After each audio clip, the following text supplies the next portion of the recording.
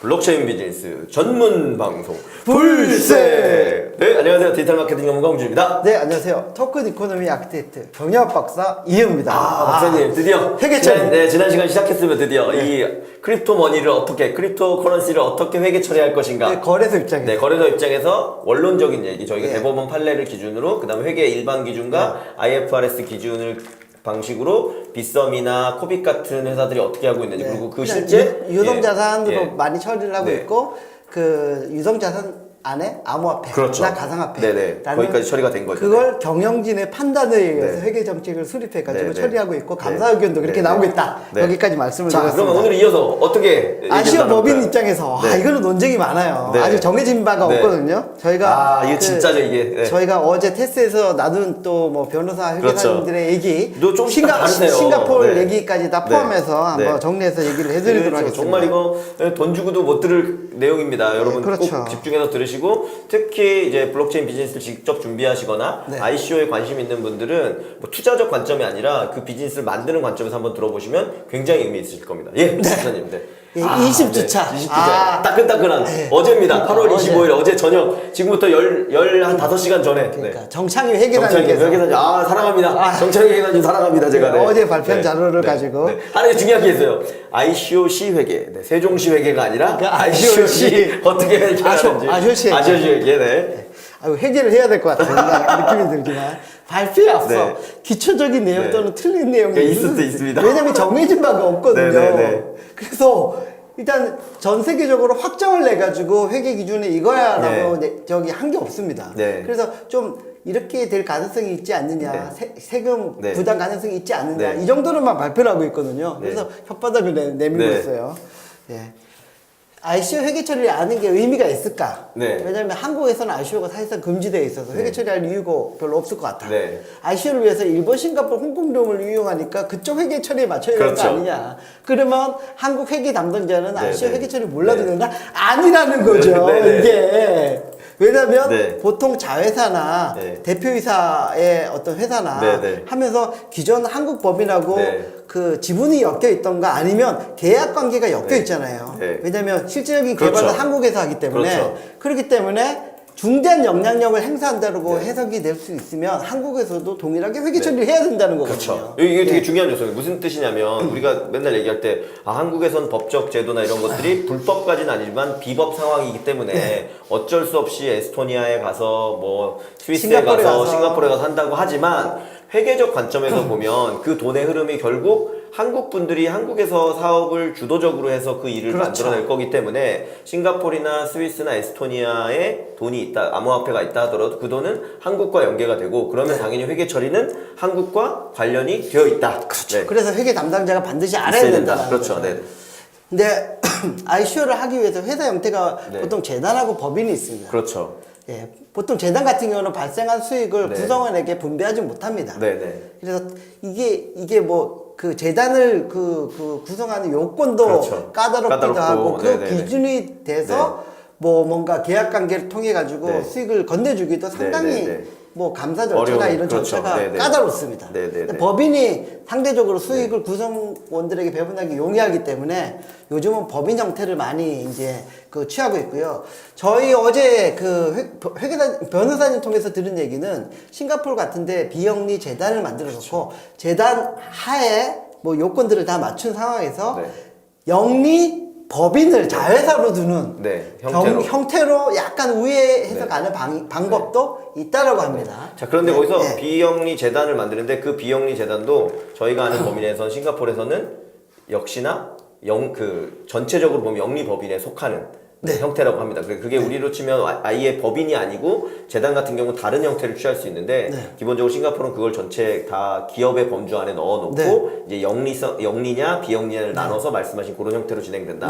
그렇게 보시면 될 것 같습니다. 그래, 일반적인 경우 재단은 비영리 법인으로서 세금이 제한적입니다. 재단이 ICO를 하는 형태를 보면 그 ICO 발행 주체가 되면서 투자자로부터 비트코인이나 뭐 이더리움 이런 걸 받죠. 그렇죠. 예, 그리고 나서 그 한국 법인에다가 개발을 개발이나 이런 걸 의뢰를 하게 의뢰하고, 되죠. 네. 그러면서 그 개발의 대가로 네. 여기 그 ICO 때 받은 그런 네. 그 코인이나 아니면 현금을 네. 그 개발 대가로 이제 한국 개발사한테 주고 네. 여기서 이제 개발된 코인을 받아서 네. 투자에게 분배하는 네. 그런 네. 형식을 네. 취하고 네. 있습니다. 네.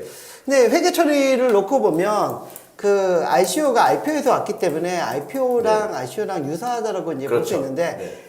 그 이미 만들어진 그 과, 코인을 가지고 그 투자자에게 주는 행위나 네. 신규로 발행한 주식을 가지고 네. 그 투자한테 주는 행위나 네, 그 네. 자체만으로는 회계 처리 네. 이벤트가 아니라는 네, 거죠. 그렇죠. 예. 오히려 자금을 실제 조달받고 그렇죠. 네. 법인을 뭐 설립하고 네.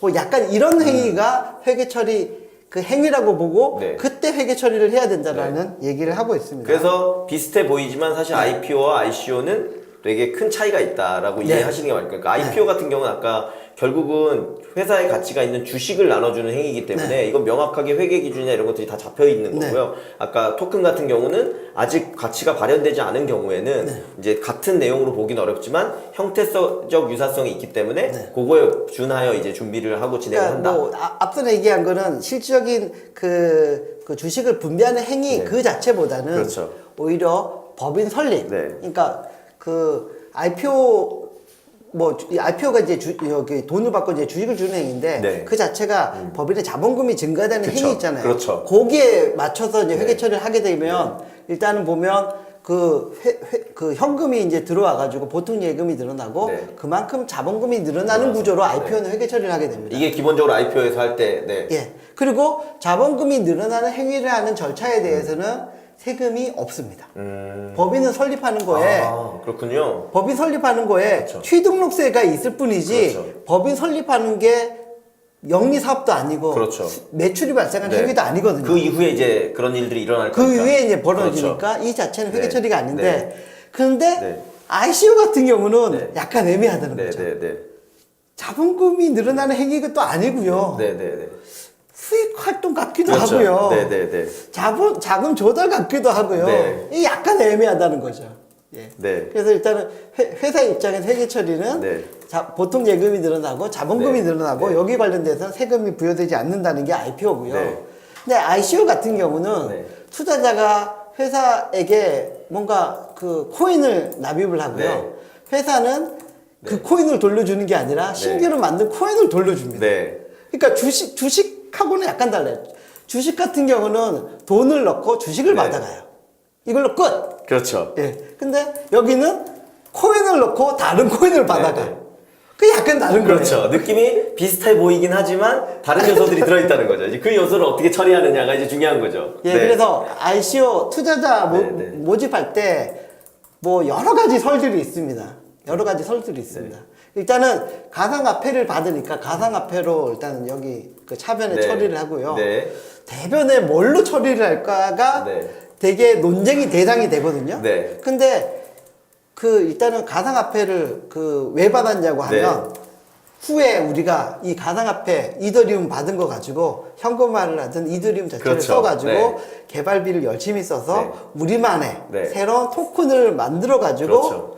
줄 의무가 일단, 있는 거거든요. 네. 이걸 받았을 때. 그렇죠. 그래서 의무가 있는 거는 부채로 인식을 하게 되거든요. 네. 그래서 부채로 인식하자는 그 주장이 상당히 많습니다. 네. 예, 그래서 가상화폐를 잡고 미리 받은 수익이다. 그렇죠. 선수 수입. 예, 부채라는 거죠. 네. 부채. 근데 수익이 들어있기 때문에 부채 의무가 끝나면 이건 매출이라는 걸 그렇죠. 깔고 있는 겁니다. 네, 네, 네, 네. 이게 이제 논쟁이 대상이 되는 그래서 거예요. 이렇게 세 가지 논쟁 그 이슈가 있더라고요. 그러니까 기본적으로는 대체 선수 수익으로 잡아놓는 게 가장 타당하고 합리적이고 일반적이긴 한데 이 주장이 제일 그렇죠. 많이 있다라는 있는데 얘기입니다. 잡을 수 있는 방식이 자본으로 잡는 것도 있고 그러니까- 수익으로 잡는 것도 있고 부채로 잡는 것도 있고 네. 나름대로의 타당성이 있다. 그렇죠. 네. 자본으로 잡는 잡는 거는 거는 네. IPO하고 똑같이 네, 보는 네, 거죠. 네, 왜냐면 야 그냥 저기 돈 받고 그렇죠. 주식 같은 코인을 주는 거야.